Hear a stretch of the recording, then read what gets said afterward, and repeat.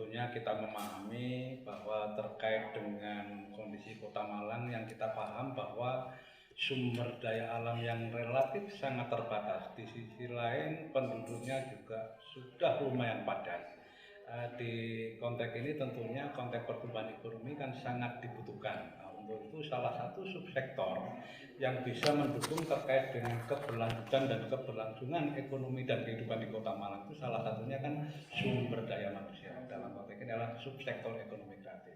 Sehingga berharap dengan kebijakan wali kota dengan mengambil kebijakan prioritas ekonomi kreatif, maka itu menjadi pilar atau pintu kita bagi seluruh warga Kota Malang. Sehingga pada harapannya ke depan roadmap ekonomi kreatif Kota Malang yang akan berakhir tahun 2022 tentunya bisa kita lakukan penyusunan perwal lanjutannya, sehingga dalam konteks ini perwal nanti menjadi sebuah acuan kita bersama, sehingga proses pelaksanaan dalam penyusunan perwal roadmap ekonomi kreatif itu semaksimal mungkin kita bisa melibatkan seluruh stakeholder, sehingga pemangku itu menjadi tahu apa kebutuhannya, apa tanggung jawabnya. Kenapa? Karena ekonomi kreatif kalau hanya pemerintah saja tidak akan bisa jalan, masyarakat saja juga relatif terbatas, komunitas pengusaha dan lain sebagainya sebagai konteks perwal nanti diatur sedemikian rupa sehingga semua gotong royong melakukan bareng untuk meroyok secara bersama-sama, sehingga perwal roadmap ekonomi kreatif itu menjadi pilar utama, menjadi pintu utama sebagai kesepakatan bersama dan kita untuk laksanakan bersama.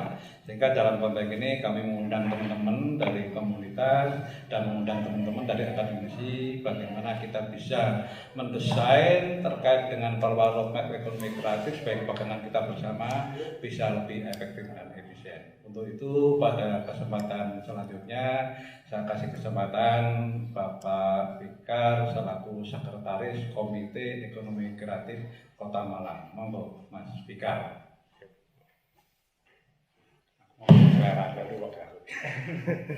Baik, Pak Arso, jadi terkait dengan apa yang tadi disampaikan terkait dengan rencana untuk pengembangan roadmap. Jadi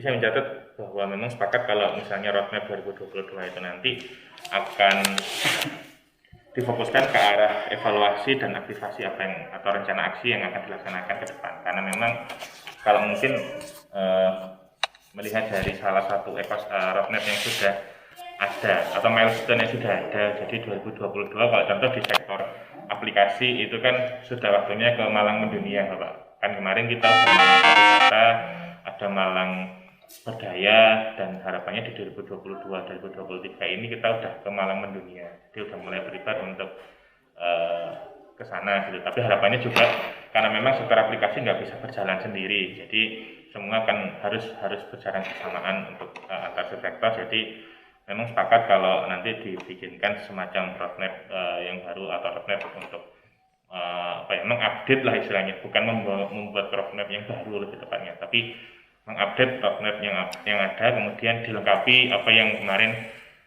sekiranya belum lengkap atau belum detail. Nah, yang kami harapkan juga kajian-kajian yang dibikin, karena nanti juga konsepnya suatu olah dengan rekan-rekan dari kampus memang tetap fokus ke arah rencana aksi yang akan lebih banyak. Kalau nanti ngomongin tentang kami nggak berharap sih ya kayak contoh kemarin saya sama Om Amar juga di-invite salah satu OPD juga untuk membahas tentang salah satu kajian terkait dengan kota, tapi ujung-ujungnya hanya sebatas formalitas gitu kan. Walaupun kami ada SK-nya dan sebagainya, tapi ternyata memang secara pelaksanaan dan teknisnya walaupun masih awal, masih rembukan dan sebagainya, tapi ternyata over formality, jadi terlalu formal. Itu enggak, menurut kami yang ada di lapangan itu enggak bagus gitu loh, karena memang take action yang perlu diperbanyak. Itu terus insight dari saya mungkin menambahkan saja pada Mas Abdi, Mas Iwit, Om Amar, sempat ngobrol dengan beberapa orang, kepingin sih sebenarnya ada satu, ya nanti mungkin tidak tahu bisa tahun depan atau tahun depannya lagi kita bikin semacam sensus untuk ekonomi kreatif. Jadi bagaimana kita tahu secara real data-data pelaku ekonomi kreatif itu secara secara masif gitu Pak. Jadi nggak hanya sampling, kalau yang kemarin pengukuran PDRB kan mungkin sampling Bapak gitu. Nah, mungkin yang ini akan lebih masif, kita dapat data real dari rekan-rekan pelaku yang ada di lapangan. Selain itu juga nanti berhubungan sama mapping, kan kalau sudah ada sensus kan mappingnya lebih mudah, pendataannya lebih mudah, nanti pengklasifikasian atau penggolongannya akan lebih mudah. Karena jujur kalau yang saya seringkali ditanya di Skopindak, ditanya di Sporapar terkait dengan data. Mas, ada data sektor aplikasi nggak? Mas, ada data sektor ini nggak? Dan sebagainya. Padahal masing-masing OPD itu punya data masing-masing gitu kan. Kayak contoh, di Skopindak punya 8.000 UMKM. Nah, itu kan data-data itu kan kita nggak tahu nih. Nah, kemarin saya pernah melihat sekilas, datanya itu masih dalam bentuk Excel, dan itu masih raw data sekali. Nah, apakah memungkinkan jika nanti akan dibentuk satu digitalisasi untuk data ini, untuk sensus ini, jadi everyone itu bisa submit, terus kemudian kita bisa secara berkala, misalnya contoh 2020 kita bikin reporting 2000 tahunan misalnya Pak. Jadi siapapun yang nanti akan menjadi dalam tanda kutip swakelola yang melaksanakan analisa itu, sistem yang dibikin itu tetap sama, tetap sustain. Jadi enggak yang misalnya tahun ini kan kemarin UB kalau nggak salah Bang ya. Hanya cek. Nah, kalau kemarin UB misalnya, ternyata tahun depan ini beda kampus misalnya, atau beda nanti yang handle misalnya dari CAG sendiri misalnya. Itu rules atau sistem yang dilaksanakan masih sama dengan sebelum-sebelumnya. Dan kedepannya juga akan menggunakan sistem yang sama. Kita udah punya ini loh, silakan dianalisa dari ini. Atau dibikin satu momentum, kita ketemukan sama-sama FCD, kita ngisi bareng-bareng, misalnya seperti itu. Nanti diukur dari itu analisanya hasilnya seperti apa. Jadi ngomongin tentang satu data ekonomi kreatif Kota Malang. Ini itu sih jadi insight dari saya Bapak, mungkin masukkan aja dan mungkin effort juga mungkin akan lebih besar, tapi kalau kita jalankan bareng-bareng, jangan sampai dilaksanakan sendiri oleh pemerintah sendiri, jangan sampai dilaksanakan sendiri oleh kami di komunitas sendiri. Ya kalau ngomong kami di stasiun apa bisa mensensus teman-teman aplikasi, bisa, tapi mungkin nggak bisa semasus ketika nanti berkolaborasi dengan pemerintah, dengan akademisi untuk membantu kita untuk collect data, untuk analisa data dan sebagainya. Jadi itu sih dari saya Bapak. Terus sudah diinvite, walaupun saya anggota baru langsung dijadiin sekretaris, jadi saya mengikuti arahan dari Bapak. Terima kasih. Assalamualaikum warahmatullahi wabarakatuh. Terima kasih Mas Agar. Tentunya ke depan itu tantangannya dan peluangnya itu pasti lebih besar dan lebih luas. Sehingga dalam konteks ini tentunya kita memerlukan pemahaman bersama dan kita perlu berguru kepada pelaku-pelaku yang sudah pengalaman baik kerap Kota Malang. Sehingga dalam konteks ini tentunya kita akan bisa mempertajam terkait bagaimana ke depan apa yang kita lakukan. Untuk itu menurut Mas Samar kira-kira apa sih yang kurang, apa yang kita lakukan, konteksnya bukan untuk mencari kekurangan, bukan untuk mengadili yang salah, tetapi bagaimana kita bisa secara bersama saling melengkapi, saling menyempurnakan, sehingga ekonomi kreatif bisa menjadi pilar utama bagi pertumbuhan ekonomi Kota Malang. Terima kasih Pak. Assalamualaikum warahmatullahi wabarakatuh. Ekonomi kreatif bergulir di Kota Malang 2016 yang akhirnya muncul sebuah roadmap pertama kali yang disahkan 2000. Dalam hal ini juga mungkin juga diperlukan sebuah rencana untuk membuat semua sisinya proper, sehingga ketika prosesnya nanti dalam pembuatan roadmap itu juga menganalisa kebutuhan tersebut. Kalau saat startnya belum proper, harapannya dengan roadmap itu bisa dibuat jadi lebih proper. termasuk semua stakeholder yang terlibat, kesiapan minimalnya itu bisa dipenuhi. Gitu. Dan saya pikir keterbatasan harusnya bukan dilihat sebagai alasan untuk menuju ke sesuatu yang lebih baik. Harapan saya nantinya kita bisa membuat sebuah visi dan misi yang bisa benar-benar dipahami dan dilaksanakan bersama. Ya mungkin sedikit evaluasi, salah satu kekurangan yang mungkin tahun lalu adalah bagaimana kita belum membangun secara detail terkait dengan bagaimana mensinkronisasi semua stakeholder tersebut, yang mungkin itu juga bagian yang harus mulai disiapkan, kesiapan minimalnya apa yang sehingga itu bisa tercapai, bukan hanya sekedar masalah anggaran, tapi bagaimana kelengkapan infrastrukturnya itu benar-benar serius untuk dipenuhi, infrastruktur maupun suprastrukturnya sampai ke kebijakannya. Hal ini mungkin menjadi fondasi bagi kita untuk bekerja kembali dengan lebih punya kemantapan setiap langkahnya. Dan mungkin saya tertarik untuk mulai melihat ini dengan kacamata yang lebih beragam dari berbagai sudut ya. Dan mungkin intensitas karena ini pihak ketiganya adalah termasuk baru yang belum banyak berinteraksi dengan stakeholder dalam hal ini komunitas dan pelaku industri kreatifnya, maka bagi saya sangat penting untuk intensitasnya menjadi prioritas utama sebelum melangkah membuat rencana teknisnya. Karena yang kami pahami selama lebih dari 5 tahun itu bukan waktu yang singkat untuk membangun dan mengendapkan knowledge tentang ekonomi kreatif, terutama bagaimana memahami komposisi dan kepahaman dari setiap stakeholdernya. Kami melihat banyak kekurangan ketika melakukan kajian dengan batasan waktu yang saat ini saya lihat mungkin sekali terjadi. Ini sudah mendekati akhir tahun dan ini pasti kejar-kejaran.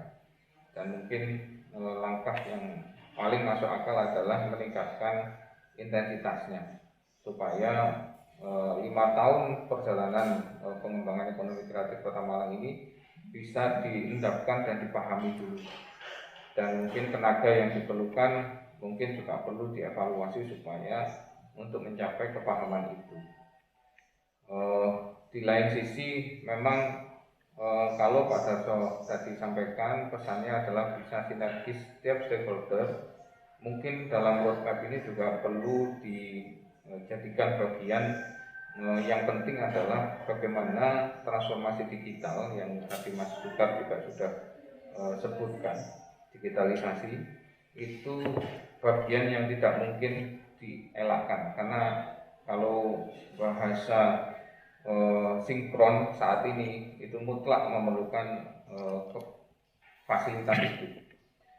Dan berikutnya yang saya lihat menjadi penting juga adalah bagaimana program roadmap ini bisa disinergikan dengan stakeholder yang hal itu juga menciptakan peluang untuk meningkatkan batas minimal proper tadi. Kalau misalnya itu terkait dengan dana atau pendanaan fundingnya, bisa jadi kolaborasi akan menjadi lebih menarik kalau dikolaborasikan dengan akademisi, bukan hanya sebagai project base, tapi sinergitas kajian atau penelitian itu juga menjadi sumber yang keren, supaya dengan penganggaran yang mungkin terbatas dari Bapeda untuk roadmap ini tidak hanya dilihat dari sisi itu aja, jadi lebih komprehensif, lebih mencukupi dan bisa memberikan dampak di sisi akademis juga, kualitas penelitiannya juga lebih meningkat. Saya pikir itu menjadi penting. Jadi karena roh dari ekonomi kreatif itu sendiri adalah kolaborasi. Jadi harapan kami nanti dalam proses bekerja kita bisa mengidentifikasi sumber daya yang memungkinkan untuk meleverage keterbatasan di awal tadi, baik itu SDM, sumber daya funding, sumber daya network dan seterusnya bisa jadi bagian yang masuk dalam kajian, sehingga semua hal yang terkait dengan batasan atau keterbatasan itu bisa tetap bukan menjadi constraint, tapi lebih ke bagaimana menemukan pola untuk itu dikolaborasikan. Itu Pak, beberapa catatan yang saya pikir fundamental untuk kita bekerja dengan cara yang baru, karena ada hal-hal yang bisa dilakukan dengan cara yang lama, tapi ke depan tidak memungkinkan beberapa bagian dikerjakan dengan cara yang lalu. Yang baru harus menciptakan sebuah leverage yang jauh lebih baik.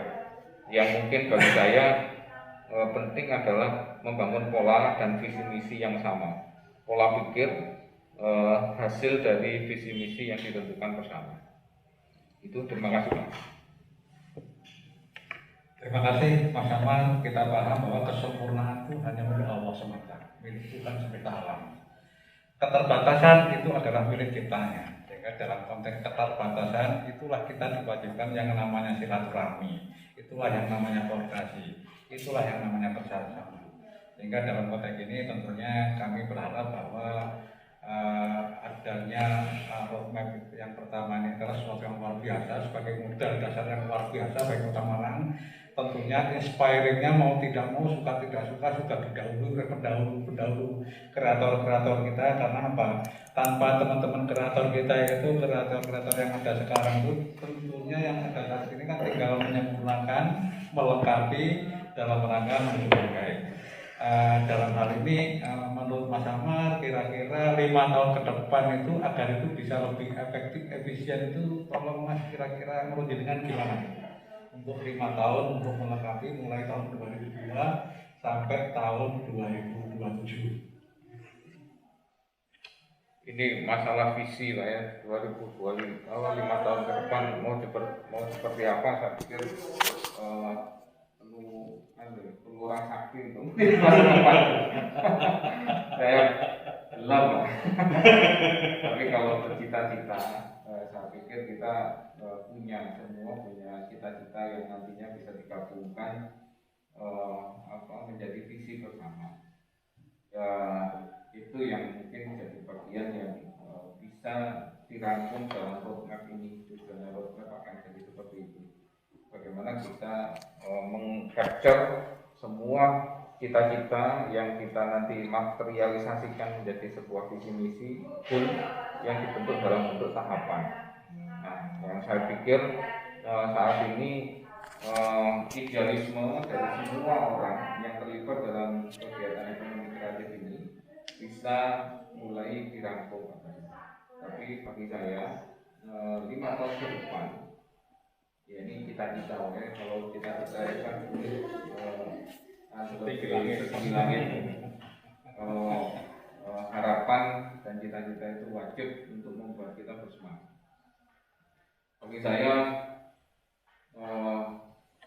tidak mustahil ketika ekonomi kreatif ini menjadi titik tumpu ekonomi dan penggerak ekonomi di Kota Malang. Ya, saya pikir itu menjadi sudah benar-benar bisa direalisasikan. Dimana ketika kita membahas masalah aplikasi dan game, revenue perusahaan yang ada di Kota Malang mestinya sudah di angka-angka puluhan miliar. Jadi kita sudah bisa melihat kelas menengah dari pelaku industri aplikasi dan game misalnya itu sudah masuk akal untuk melihat mereka establish dengan sebuah nilai ekonomi yang tinggi. Meskipun saat ini sudah ada, tapi dengan omset setahun 30 miliar, 100 miliar itu sudah ada. Cuman di 5 tahun ke depan harusnya itu sebuah angka-angka yang normal di pelaku industrinya, misalnya kayak gitu. Terus memungkinkan sekali ketika 5 tahun kita melihat perjalanan dengan apa yang ada saat ini, itu unicorn itu juga sesuatu yang mungkin sudah ada. Kalau sekarang pun sudah ada, seperti di sini ada kapanlagi.com, sudah ada Altera, sudah ada tiket.com yang semua mungkin bukan dari sini ya, tapi foundernya dari sini. Itu seharusnya sudah bisa terwujudkan. Perusahaan yang berkolaborasi di tingkat internasional mendunia bahasanya yang sekarang itu juga harusnya sebuah bagian yang tidak mustahil. Kalau kolaboratif secara internasional saat ini bukan sesuatu yang asing. Saya pikir itu harus jadi bagian yang memberikan semangat bagi kita untuk mencapai. Begitu juga dengan pelaku industri kreatif yang lain. Ketika ngomong kria, ketika ngomong fashion, eskalasi dan skala bisnisnya juga harusnya bisa dikelilit dan diduplikasi dengan cepat. Kalau saat ini di Malang ada sebuah pelaku fashion yang memproduksi baju muslim atau baju anak dengan omset sebulan 10 miliar, itu sudah memungkinkan saat ini, tapi masih sedikit. Kalau misalnya kita melihat kuliner yang setiap bulan omsetnya 5 miliar seperti kedai kopi atau ayam longsor, itu sudah ada. Tapi harusnya juga bisa lebih banyak brand yang seperti itu yang keluar dari kota Malang. Ekonomi dengan gerakan masif seperti itu, angka ekonomi yang bisa digerakkan segede itu, baik dari sisi omset maupun dari sisi tenaga kerja yang terserap, saya pikir itu bisa menjadikannya sebagai titik tumpu ekonomi yang saat ini masih di sisi perdagangan paling besar kalau kota Malang. Jadi kalau misalnya 5 tahun ke depan saat ini perdagangan masih 60-70% ekonomi digerakkan oleh perdagangan, ya harusnya 5 tahun ke depan kalau kita bervisi menuju ke ekonomi kreatif yang punya omset 1 triliun gitu ya, mungkin sudah memungkinkan gitu. Perdagangan dan jasa berapa Pak? Hampir 70%. Ya. Nah, mungkin kita akan bisa melihat angka-angka yang cukup signifikan di situ. Mungkin itu sih Pak Tadi. Terima kasih Mas Eman sebagai informasi teman-teman semua bahwa memang kontribusi terhadap di Kota Malang itu ada 3 sektor. Sektor perdagangan besar dan negara, sektor jasa, dan sektor industri pelan. Itu rata-rata hampir 70%, kadang 6%, kadang 69%. Namun demikian yang menggelitikkan di pemerintah kota itu bahwa pertumbuhan Kota Malang itu kan kisarannya dalam kondisi tidak pandemi ya, itu hanya sekitar 5,sekian% kan standar seperti itu ya. Dalam konteks pertumbuhan tentunya kita paham bahwa kita sangat tergantung kebijakan fiskal baik dari pusat ya, dan kondisi ekonomi secara internasional. Tentunya kita berharap bahwa dengan adanya keterbatasan yang ada itu adalah sebuah hikmah tersendiri ya, agar kita bisa saling mencerdaskan ya. Artinya apa? Kalau mungkin luar Jawa itu untuk mencapai pertumbuhan cepat gampang karena dia punya sumber daya alam ya, entah itu tambang, entah itu yang lain. Nah, tapi di Kota Malang kita ada hikmah di mana konteksnya ada perguruan tinggi dan lain sebagainya. Sehingga dalam konteks ini kita harap bahwa seperti yang Mas Amar tadi, kita harapkan perguruan tinggi pun berkontribusi besar terkait dengan apa sih yang harus kita create, apa yang harus kita lakukan sehingga kajian-kajian itu cenderung membumi dan memang bisa kita rasakan langsung khususnya di masyarakat Kota Malang. Untuk itu tentunya kami perlu pandangan dari perguruan tinggi, prospek ke depan terkait ekonomi kreatif khususnya di Kota Malang dan lingkungan itu kira-kira kita harus melakukan apa. Ini alhamdulillah kita kedatangan Mas Abi, kelompok milenial kita. Monggo Mas Abi, kira-kira tentunya apa yang harus kita lakukan agar ada lompatan pertumbuhan ekonomi kalau bisa mungkin 10% gitu ya. Nah itu yang Mas Amar bilang tadi, karena ini generasi tua ya, gelap itu tidak tahu kan. Yang tahu itu nanti kan yang bertiga ya, Mas Abdi, Mas Dewi, Mas Fikar yang tahu kan awal Dewi telat ya Mas. Gak mau. Monggo Mas Abdi. Baik, terima kasih. Selamat pagi, Assalamualaikum warahmatullahi wabarakatuh.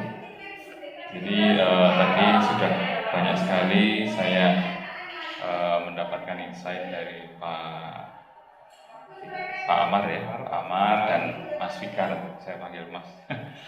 Ya karena lebih muda. Ya, tapi intinya di sini yang tadi saya bisa highlight, saya garis bawahi adalah mengenai yang pertama integrasi, integrasi dan kolaborasi. Dulu di era 2000-an, ya, bahkan early atau sebelumnya itu memang bisnis dikembangkan individual. Ya, jadi mulai tahun 2015 ke atas itu sudah mulai bisnis digerakkan secara kolaboratif. Terbukti bahwa yang paling gampang saja seperti kalau kita melihat Gojek, Grab, Shopee Food bahkan yang sekarang sedang lagi hits, itu semuanya adalah bisnis yang dijalankan based on collaborative resource. Ya. Kalau dulu kita bilang ojek, ya orangnya punya motor sendiri, dijalankan sendiri. Taksi pun juga sama. Ya perusahaan punya mobilnya sendiri, dijalankan sendiri. Kalau sekarang eranya sudah bergeser yang dari owner system atau individual system menjadi kolaboratif sistem yang dimana para pelaku usaha sudah bisa bekerja sama dengan berbagai macam entitas sehingga bisa meringankan resource. Ya kalau dulu mau punya bisnis taksi harus punya mobil sendiri. Kalau sekarang kita bisa pinjam mobil warga yang daripada nganggur di rumah, lebih baik kita bisa pakai. Nah, akhirnya muncul bisnis berbasis kolaboratif tadi yang menggebrak saya rasa dan sekarang sudah menjadi dekakon, yaitu Gojek dan kawan-kawan. Nah, itu menarik bahwa di sini tadi memang betul yang disampaikan oleh Mas Fikar bahwa ada integrasi. Yang pertama ini harus didulukan. Jadi integrasi tadi yaitu antara pemerintah, ya pelaku bisnis dan akademisi. Ya kebetulan hadir semua di meja ini, jadi itu semua harus dilingkan. Gitu. Kadang-kadang kita juga tadi menarik Pak Darsono juga bilang bahwa kadang-kadang di pemerintah sendiri juga, nah ini yang juga harus disinkronisasi juga antara misalnya dinas pariwisata, Kopindak dan mungkin Bapeda sendiri selaku perencana. Jadi ketika integrasi ini sudah bagus, khususnya adalah data ya. Jadi sekarang itu powernya data, Bapak semua ya. Jadi bahkan kenapa Google mau menyuntik Gojek 2 triliun ya kalau nggak salah, itu karena data. Google butuh datanya Gojek. Bayangkan sehari itu kita bisa dapat makanan apa yang hits pada bulan ini, data itu saja yang diorder oleh masyarakat Kota Malang. Kalau kita bisa dapat data itu sudah luar biasa sekali. Itu hanya baru makanan yang paling sering dibeli oleh masyarakat Kota Malang. Apalagi ada data-data seperti misalnya berapa yang beli makanan itu, mana laki-laki atau perempuan yang paling sering banyak beli makanannya. Nah, jadi saya kira para pelaku bisnis atau industri kreatif di Kota Malang ini itu adalah ke depan harus menguatkan data. Ya, data ini adalah dasar para industri kreatif untuk bertindak dan bergerak ke depannya seperti itu. Ya, jadi integrasi ini dan makanya nanti sebelum kita melakukan sebuah kajian memang kita harus mencari data. Ya tadi saya senang sekali kalau misalnya pemerintah Kota Malang memiliki data atau sensus tadi itu yang diusulkan itu luar biasa sangat membantu dalam melakukan sebuah kajian analisis kedepannya. Jadi itu terkait dengan integrasi data. Yang kedua adalah yang menarik potensi ya, potensi dari industri kreatif Kota Malang. Potensinya sangat besar ya kalau saya lihat, saya sebagai generasi milenial yang sering melihat TikTok, Reels, ya IGTV, para food blogger dan sebagainya, itu Malang masuk daftar list yang sebetulnya paling sering dibahas karena kulinernya termasuk favorit Pak di Indonesia.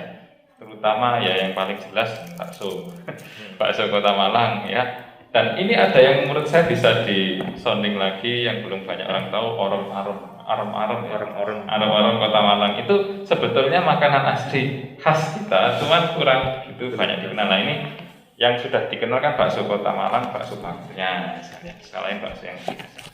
Jadi itu.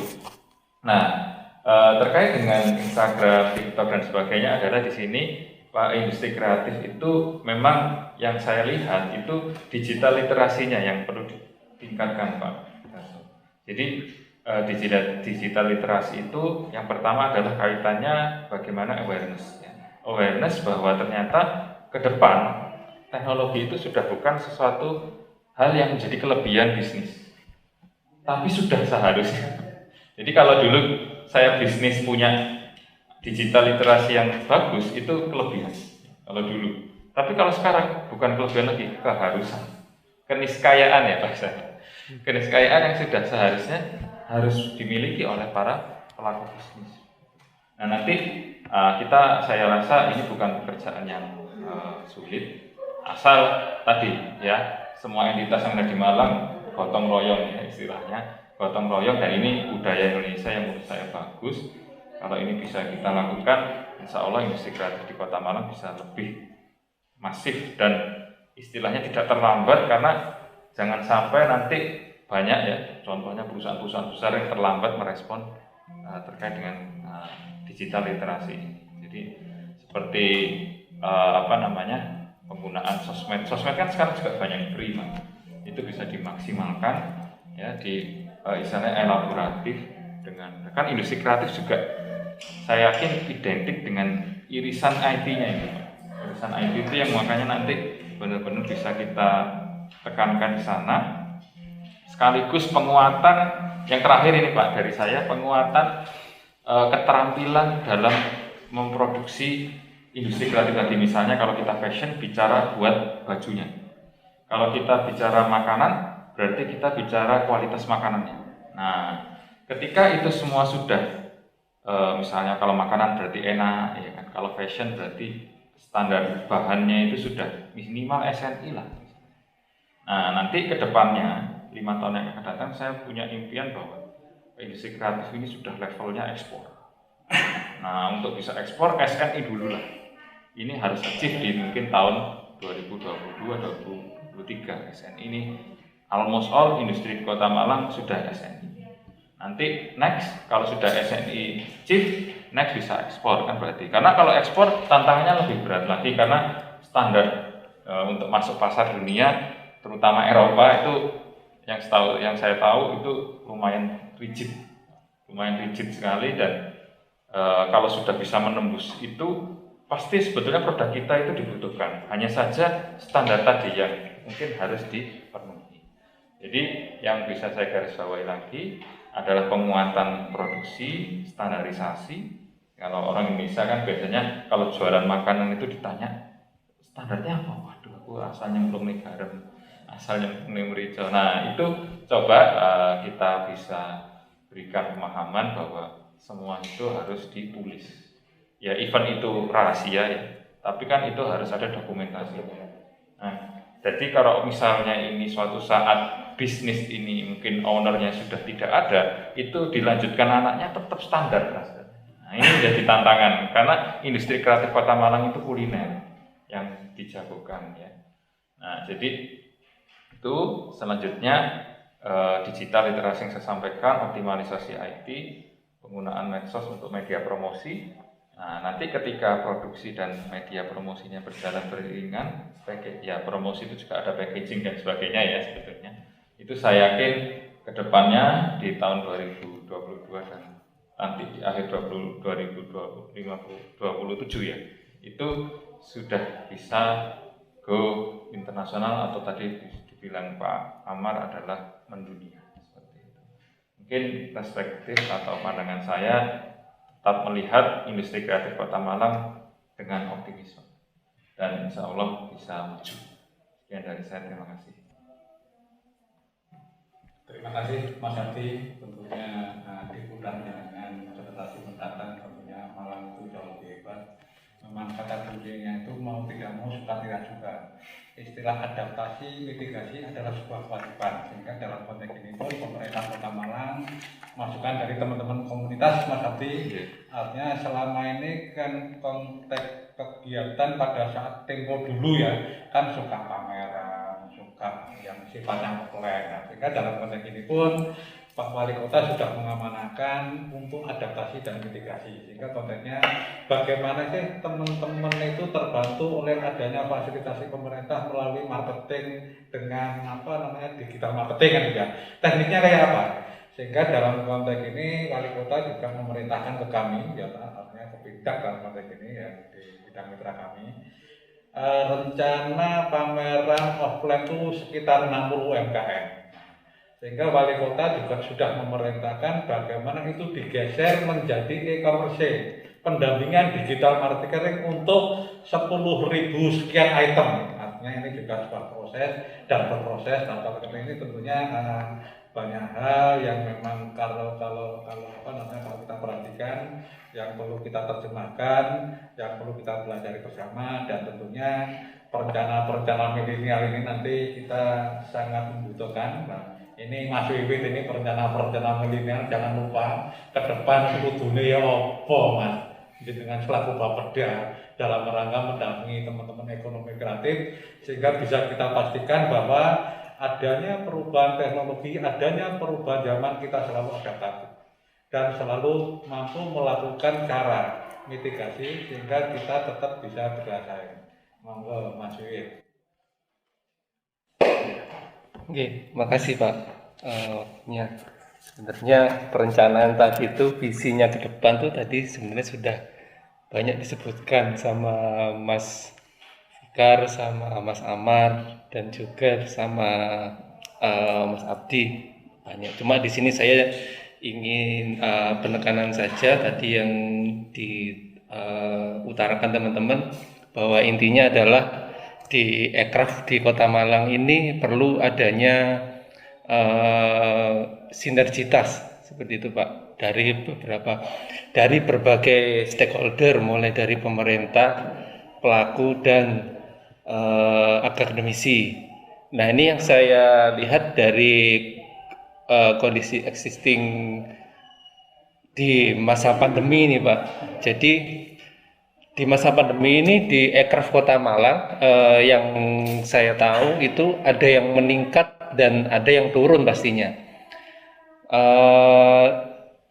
Nah, ini yang saya coba kritisi, yang menurun ini, yang banyak sangat terdampak itu adalah salah satu contoh di subsektor ekonomi kreatif kita itu yang sangat terdampak itu salah satu contoh seni pertunjukan, seni musik, sama seni rupa, yang intinya terkait lebih ekonomi pariwisata seperti itu Pak. Itu sangat terdampak. Nah, inilah yang maksud saya dari sinergitas ini tadi, dari beberapa subsektor ekonomi kreatif yang sudah katakanlah di masa pandemi ini bisa survive atau bahkan naik seperti itu Pak. Ini bisa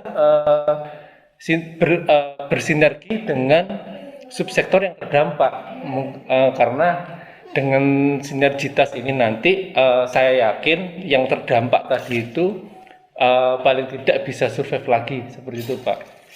Dan yang apalagi kalau saya lihat peluang dan potensi Ekraf di Kota Malang, sebenarnya kalau dari sejarahnya seperti yang diutarakan Mas Amar tadi, kalau yang saya tahu juga tahun 2016 itu sudah ada kolaborasi lintas stakeholder pentahelik antar subsektor industri kreatif, dan juga ada potensi juga yang sangat mendukung untuk ke depan ini. Salah satu contoh, jumlah UMKM Kota Malang ini juga tumbuh pesat dan potensi SDM yang besar, dan ditunjang dengan perguruan tinggi yang tersebar di Kota Malang.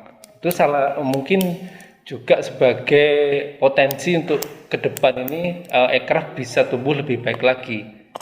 Dan ada beberapa UMKM dan produk IP itu juga sudah menembus pasar nasional atau bahkan internasional. Seperti itu, Pak. Dan kemudian kalau terkait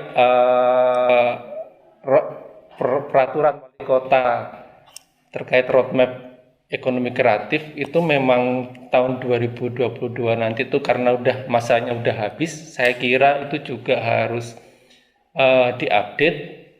Menurut saya itu dari yang tahun kemarin itu hanya menghasilkan 3 prioritas subsektor dan kalau nggak salah 6 subsektor unggulan. Mungkin kedepannya seperti itu juga perlu disinergitas atau kolaborasi antara pemerintah, pelaku ekraf dan akademisi. Mungkin ke depan seperti itu, Pak, dari saya. Terima kasih. Terima kasih Mas Win, juga informasi buat teman-teman semua. Dalam waktu dekat Wali Kota Malang itu juga akan mengeluarkan surat edaran bela pengadaan lokal. Jika kita harapkan instansi pemerintah termasuk B, Mas, ya, kita berharap bela beli barang lokal khususnya di Kota Malang, sehingga situasi semacam ini bisa menguatkan ya, sebagai awal bagaimana kita bisa meningkatkan daya saing. Tentunya dalam konteks bagaimana kita ke depan bahasa kolaborasi ya, ini saya minta Mas Agung selaku subjek ekonomi bagaimana produk unggulan Kota Malang bisa atau berorientasi ekspor atau bisa menguasai pasar internasional. Salah satu yang diinisiasi Mas Agung adalah bagaimana kita bisa berkolaborasi dengan diaspora ya, dengan diaspora Malang. Pengertian diaspora Malang itu begini, mereka yang ada pernah tinggal di mana atau warga Malang atau pernah kuliah di Malang yang kebetulan sekarang tidak tinggal di Kota Malang, itu kan juga potensi ya. Kedua juga diaspora Indonesia, tentunya konteksnya warga Indonesia yang tinggal di luar negeri. Jadi sebagai informasi nanti bersama teman-teman dari Kemenparekraf, Mas Agung ya, artinya nanti jam 1 ya Mas Wid ya, jam 1 itu nanti juga kita melakukan Zoom ya dengan diaspora yang ada di Australia bersama Denpasar. Jadi teman-teman dari Kemenparekraf yang juga itu Denpasar dan Kota Malang. Sebagai informasi Mas, contohnya dengan bilang fashion tadi ya, ada salah satu UMKM kita itu karena kalau konteks aplikasi dan game itu kita sudah paham lah ya, wis ekspor kabeh kode-kode ini ya. Nah, fashion itu dengan desain handmade gitu. Sekarang itu juga sudah menembus pasar internasional. Salah satunya dari Jerman saja sudah kewalahan, ya Pak. Nah, tentunya karena konteksnya banyak hal yang perlu kita inisiasi dan saya yakin Kota Malang itu seluruh subsektor itu kok kelihatannya ada kan ya. Pinjam istilah begini Mas Wid ya, konteks namanya prioritas unggulan itu kan pasti sifatnya kan yang mempunyai multiplier efek bagus, yang mempunyai ekosistem bagus, dan sektor prioritas dan unggulan itu berkewajiban untuk mengatrol sektor-sektor yang relatif terdampak. Sebagai contoh, bahasa saya paling mudah kan begini ya, seni pertunjukan pinjam istilah untuk memudahkan bahasa saya itu kan alif bata, itu kan orang seniman. Tapi dengan berkolaborasi dengan film, dengan yang lainnya, akhirnya menjadi menjadi hebat satunya itu. Nah, tentunya banyak hal yang kita lakukan, tentunya di dalam acara ini sebelum kita akhiri ya Pak. Tentunya kita berharap closing statement dari Mas Fikar selaku kelompok milenial sekaligus masa depan ekonomi kreatif Kota Malang itu memang ada di dalam otaknya Mas Fikar. Monggo Mas Fikar. Siap atusan Pak Darson, closing statement. Kalau ngomongin tentang ekonomi kreatif, ngomongin tentang ya kalau ekonomi kreatif pasti ngomongnya banyak ke arah kolaboratif. Dan kami memang di komunitas memang sedang menyiapkan untuk 3 jenis kolaboratif. Kolaborasi yang pertama adalah kolaborasi intra sektor, di mana memang kolaborasi intrasektor itu antara bisnis dengan community biasanya. Jadi antar bisnis atau bisnis dengan community atau community dengan community. Ini yang kami sedang dan masih di level satu sektor. Itu saya kemarin menyebutnya kolaborasi intrasektor. Nah kalau intra ini belum kuat, nggak mungkin kita bisa keluar dulu. Jadi penguatan di intra dulu. Kemudian setelah itu kita kolaborasi antar stakeholder. Kalau ngomongin aplikasi, pasti stakeholdernya dengan komunitas, dengan akademisi, komunitas dengan government. Ya, sekarang ini kita kolaborasi antar stakeholder. Stakeholder ini harus dibuatkan juga. Baru setelah itu akan ketika dibuatkan adalah kolaborasi antar subsektor. Bagaimana subsektor digital itu bisa mendukung subsektor non digital untuk saling menguatkan. Dan di sini memang kata kunci benar dari tadi, memang kata kuncinya adalah sinergi atau kolaborasi. Ini yang paling kuat di ekonomi kreatif. Dan Malang juga mungkin darahnya kolaboratif. Darahnya arek-arek Malang itu kan darahnya yang arek-arek yang bersatu, satu jiwa kan gitu. Jadi penguatan ini yang harapannya memang sinergi ini bisa lebih kuat, lebih besar lagi impact-nya, lebih ya nggak hanya kita udah nggak ngomong lagi masalah social impact Bang. Kita ngomongnya tentang business impact atau commercial impact yang akhirnya ya tadi standarisasi, kemudian support untuk marketing, diaspora dan sebagainya ke luar negeri, bagaimana bisa menjual tadi bela pengadaan produk lokal untuk pengadaan di pemerintah kota atau dari instansi yang lain. Ini udah ngomongin bukan lagi social impact tapi memang business impact yang akhirnya memang akan berpengaruh ke ekosistem impact. Bagaimana kita bisa menguatkan ya yang kita bangun sekarang ini udah nggak ngomongin parsial lagi tapi udah ngomongin tentang ekosistem ekonomi kreatif yang ada di Malang. Jadi memang ke depan PR-nya memang menata hulu dan hilir. Jadi jujur kami juga di sektor aplikasi juga lagi menata nih dari hulu. Kita udah komunikasi dengan kampus-kampus untuk menyiapkan talent-talentnya. Di hilirnya ini masih ongoing komunikasi dengan teman-teman KEK. Kita mau bikin untuk investment forum, kita bikin untuk teman-teman yang nanti akan siap go internasional, yang nantinya oh ini ternyata udah jalan, ternyata di hulunya belum siap nih. Nah akhirnya in case target utama adalah menguatkan ekosistem, menguatkan intra, menguatkan antar subsektor dan menguatkan antar stakeholder. Itu sih Bapak. Terima kasih.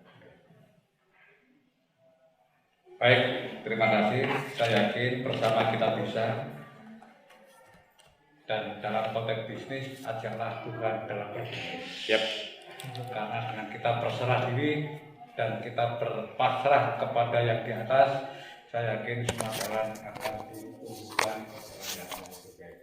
Kira-kira itu teman-teman, terima kasih tentunya pertemuan kali ini.